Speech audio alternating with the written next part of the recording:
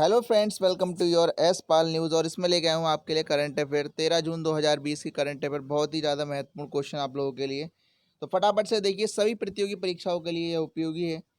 ठीक है, पहला क्वेश्चन हम आज की करंट अफेयर का देखते हैं। पंचवटी योजना की शुरुआत किस राज्य ने की है? तो पंचवटी राज्य की जो शुरुआत है वो हिमाचल सरकार के द्वारा की गई है और 8 जून 2020 को की गई है। ठीक है ना, 8 जून 2020 को की गई है। इसमें क्या चीज़ होगी वो मैं बता दे रहा हूँ आपको। इस योजना को राज्य के ग्रामीण क्षेत्रों से संबंधित वरिष्ठ नागरिकों पर ध्यान देने के उद्देश्य से लॉन्च किया गया है।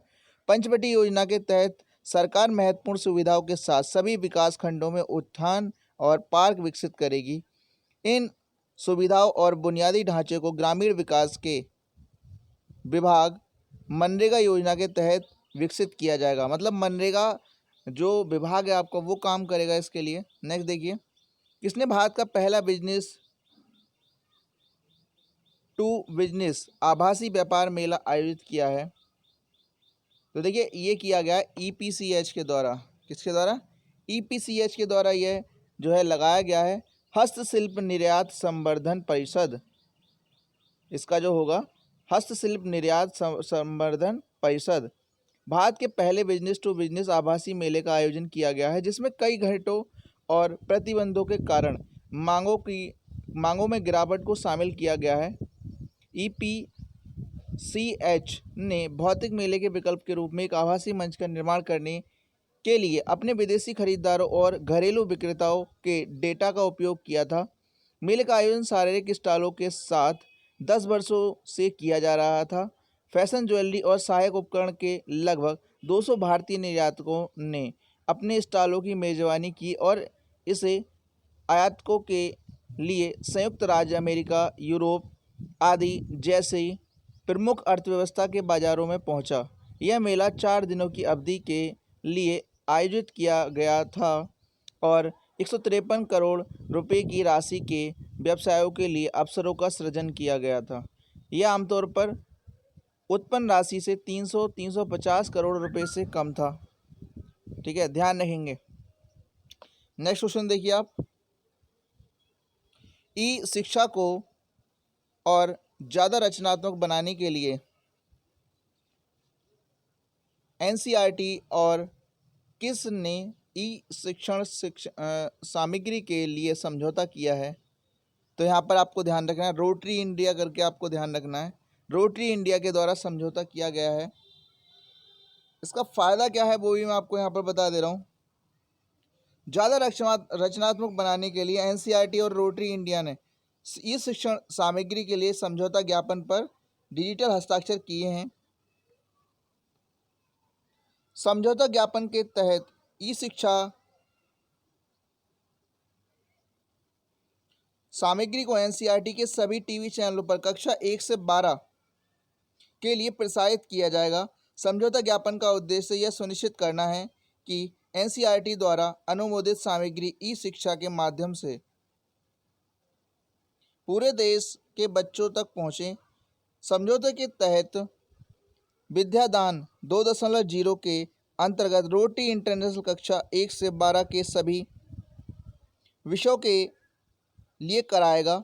रोटरी इंटरनेशनल द्वारा विशेष आवश्यकता वाले बच्चों के लिए सामग्री उपलब्ध कराई जाएगी और साथ ही वयस्क साक्षरता मिशन वह अपना संपूर्ण योगदान देगा।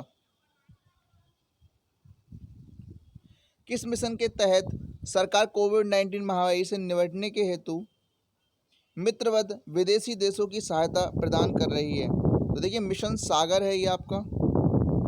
कौन सा मिशन है? मिशन सागर। भारत के कोविड-19 महामारी से निपटने के लिए मित्रवत विदेशी देशों को सहायता प्रदान कर रही है।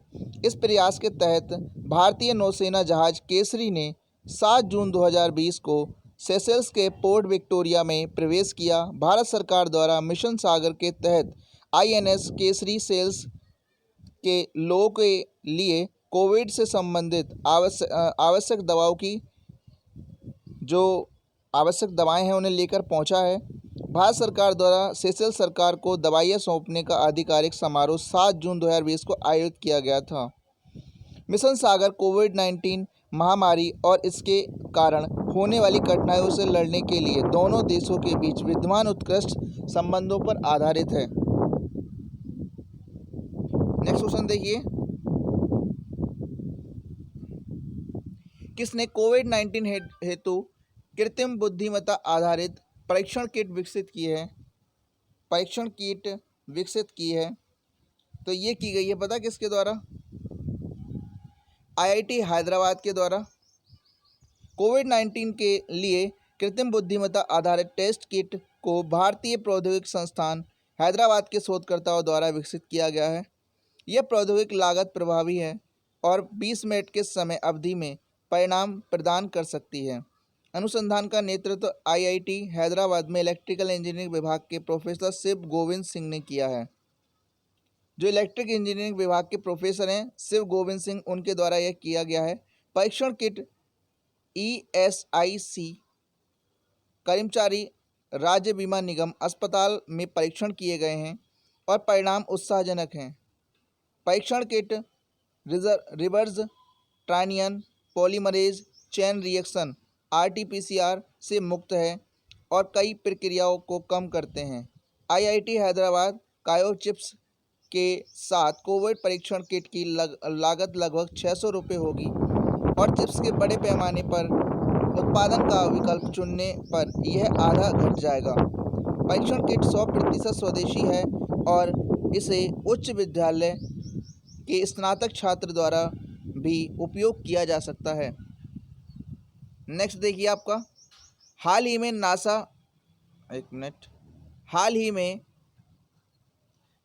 नासा विशिष्ट लोक सेवा पदक से किस भारतीय को सम्मानित किया गया है? किस भारतीय को सम्मानित किया गया है वो आपको बताना है यहाँ पर। तो देखिए इसमें जो आपको नाम ध्यान रखना है वो रंजीत कुमार, आपको नाम याद रखना है यहाँ पर। एरोस्पेस के क्षेत्र में उद्यमी रंजीत कुमार को नासा विशिष्ट लोक सेवा पदक से सम्मानित किया गया है। यह जो हैं विदेशी नहीं हैं, दक्षिणी राज्य केरल से हैं और रंजीत कुमार को अंतर्राष्ट्रीय अंतरिक्ष स्टेशन आईएसएस के पुनर्निर्देशन में उनके योगदान के लिए सम्मानित किया गया है और वह यह पुरस्कार जीतने वाले दूसरे भारतीय हैं। सम्मान जीतने वाले पहले भारतीय आरके चेट्टी पंडीपत्ती थे। ठीक है, ध्यान रखेंगे। संपर्क रहित और निर्बाध यात्रा हेतु फ्लाईजी किस भारतीय प्रौद्योगिकी संस्थान आईआईटी ने विकसित किया है? इस क्वेश्चन का आंसर क्या बनेगा आपका? तो देखिए इसका याद रखना आपका आईआईटी गुवाहाटी। भारतीय प्रौद्योगिकी संस्थान गुवाहाटी के छात्रों ने संपर्क रहित और निर्बाध हवाई यात्रा के लिए फ्लाईजी विकसित किया है। फ्लाईजी एप्लीकेशन को आईआईटी गुवाहाटी के छात्रों ने स्टार्टअप के अंतर्गत विकसित किया है। कंपनी का उद्देश्य इंटरनेट ऑफ थिंग्स के उपयोग को शामिल करके यात्रा की प्रक्रिया को स्वचालित करना है, हवाई यात्रा को व्यावसायिक बनाना है। एप्लीकेशन में बोर्डिंग भी शामिल होगी और आसान यात्रा ड्रॉप, बेहतर खरीदारी अनुभव, पार्किंग और पूर्ण यात्रा के दौरान महत्वपूर्ण अपडेट प्रदान करने में सहायता प्रदान करेगी। नेक्स्ट देखिए, किसने छोटे व्यवसायों को वसूली में मदद हेतु एमएसएमई गति कार्यक्रम की शुरुआत की है? गति कार्यक्रम की शुरुआत की है तो ये है आपकी अमेज़न।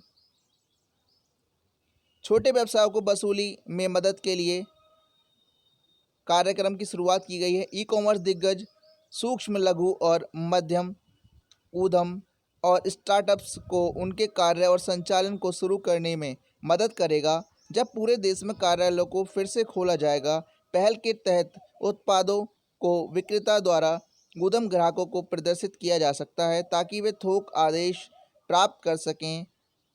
यह पहल समझौतों तक पहुंचाने में स्टार्टअप की सहायता करेगी जो उन्हें कार्यस्थलों पर एक नए सामाजिक व्यवस्था को परिभाषित करने के अवसर प्रदान करेगा।